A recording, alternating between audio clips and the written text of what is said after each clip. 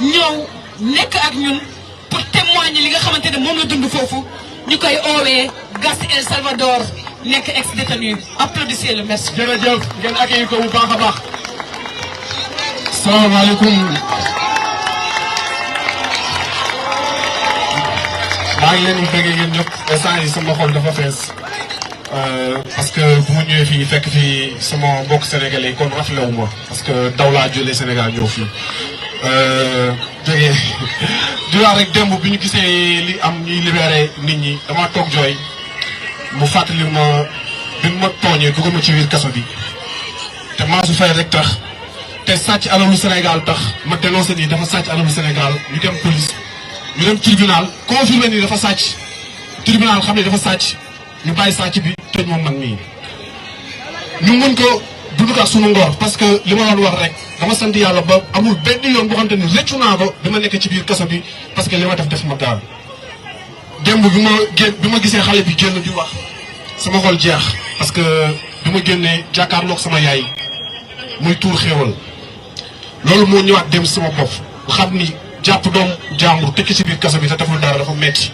képp kuy yaay loolu du la neex donc mu nekk ay moment yoo xam te ni moment yu ma mënul fàtte sama àdduna la mais ñu continuer di xeex bàyyiwuñ ñu parce que même ñëw naa fi daw ñëw fi wàccee nañ camion neef yi sama kër fekkaat fa sama yaay di ko menacé waat nekk sa doom bu noppiwul dinañ ñëw taalaat kër gi ba nii tax ñu xaw a wàññi tuuti parce que sama yaay daf feebar sama papa feebar am AVC bu ma dem Sénégal seeti ko ba nii mooy wax ak yow dañ ko mujj indi Italie ba mujj dem Italie seeti ji ko mu nekk yu métti tey lu ma dalee loolu la dalee fii ñu bëri si yéen ñoo xam te ni actuellement bëgg nañ dellu Sénégal mënuñu dellu donc pour ñu ñëpp ñu mën a dellu Sénégal dañuy dem jëli suñu carte électeur yi parce que démb demoon naa consul ba carte yeeg fa nañ ko dem jëli ci beneen bi stop mooy nañu préparé xam ni résultat bi fii lay commencé à 14h nga gis résultat yi extérieur yi bu commencé génn ñu xam ne Diomaye gagné na bu ñu paree ñun ñëpp ñu teewaat Sénégal dem investir ak Sénégal parce que Sénégal la mu am Sénégal mooy loo xamante ni ñun ñëpp ñoo ko bokk te mun ñu ko séddoo Macky Sall nag li ma koy wax leen la mooy jeexal na te xam na ni jeexal na te dina dem li waa ji wax léegi rek ñëpp xam na ni timis léegi mu jot kon Macky noonu la xamee ni le 2 bi dina bàyyiwaat pouvoir bi di leen jaajëfale ñëpp leen déggee caa leen jëf wala lool. Merci beaucoup.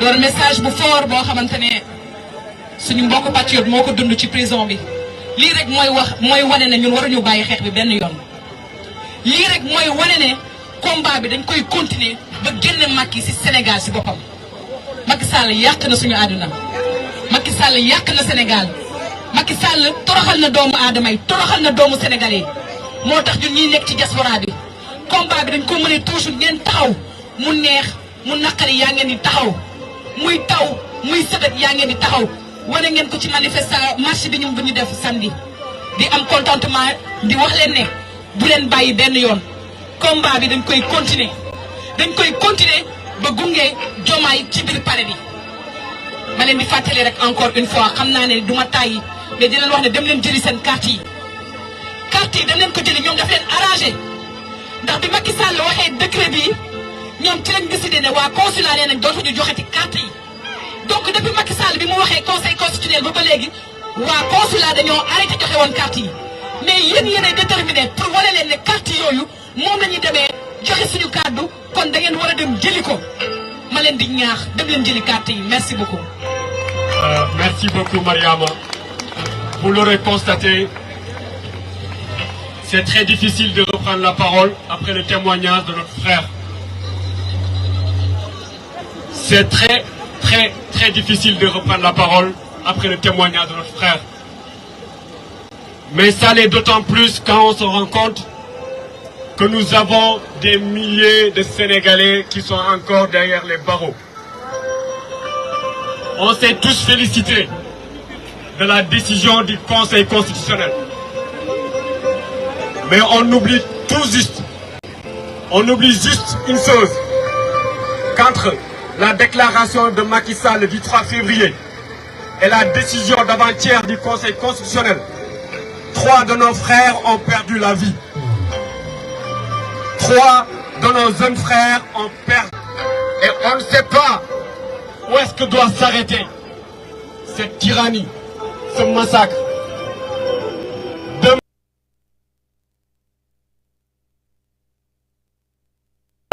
ça peut être Maodo.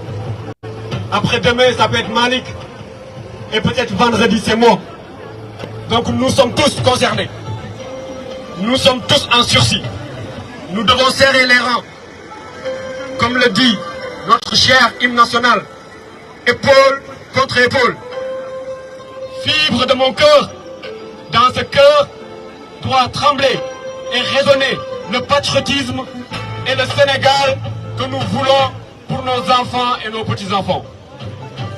Ça me donne une transition pour pouvoir intervenir, pour introduire ici. Depuis tout à l'heure, nous avons des prises de parole. Mais vous l'aurez constaté, la plupart, on n'est que des jeunes, on va dire. Et de temps en temps, chez nous, Africains, la présence d'une personne qui a traversé les générations, c'est important. C'est pour ça que je vous demande d'accueillir ici un tonton qui a connu la résistance sous la clandestinité, sous Senghor, qui a accompagné Cheikh Anta Diop, qui malgré tout est encore debout ici avec nous et nous accompagne tous les jours et tous les week-ends dans nos combats. Je vais appeler ici le doyen Kader Seck. Monsieur Kader Seck, s'il vous plaît.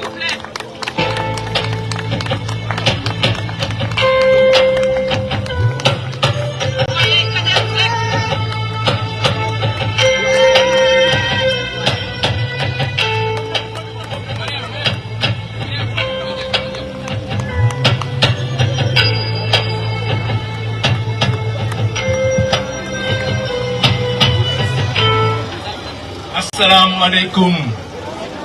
Bonjour, bonjour peuple de Paris. Bonjour Sénégalais de France.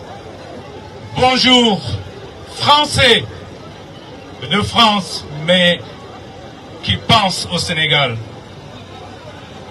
Bonjour à vous tous.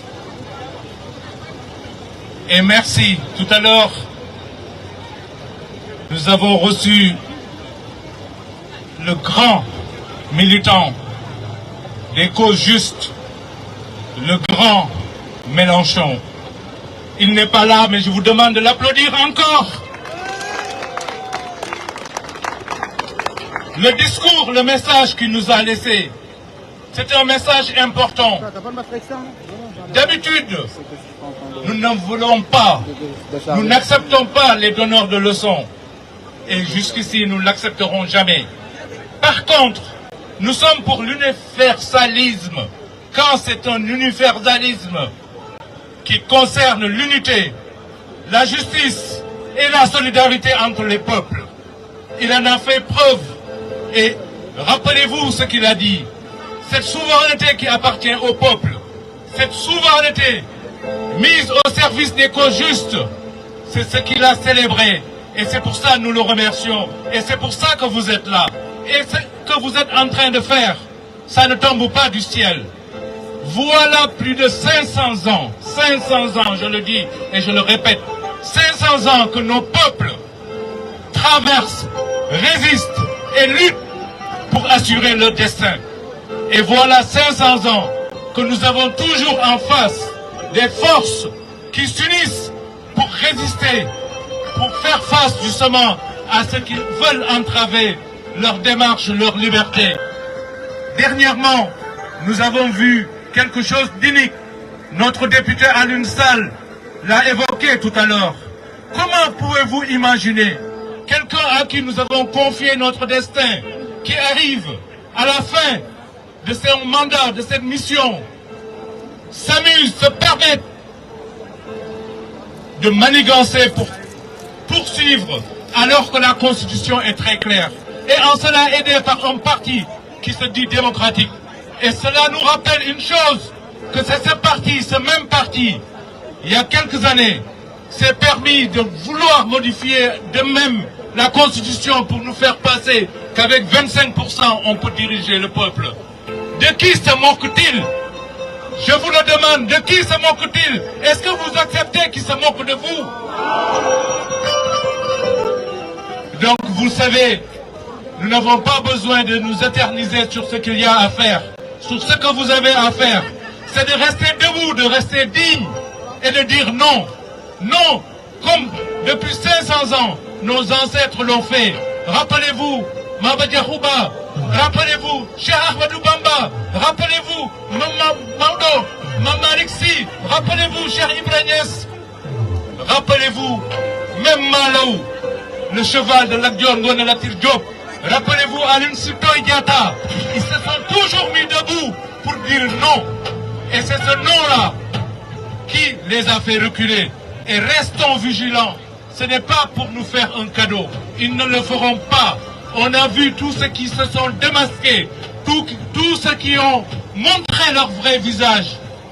Avant, ils nous ont fait croire qu'ils étaient avec nous du côté du peuple. Mais quand on a vu les intérêts qui étaient en jeu, ils n'ont pas hésité une seule seconde. Et croyez-moi, ils n'hésiteront jamais encore une autre seconde pour sauvegarder leurs intérêts. Il se trouve que nous le savons, leurs intérêts ne sont pas les nôtres. Les nôtres, c'est défendre la cause du peuple. Et c'est cette cause-là que nous poursuivrons jusqu'à la victoire. Je vous remercie.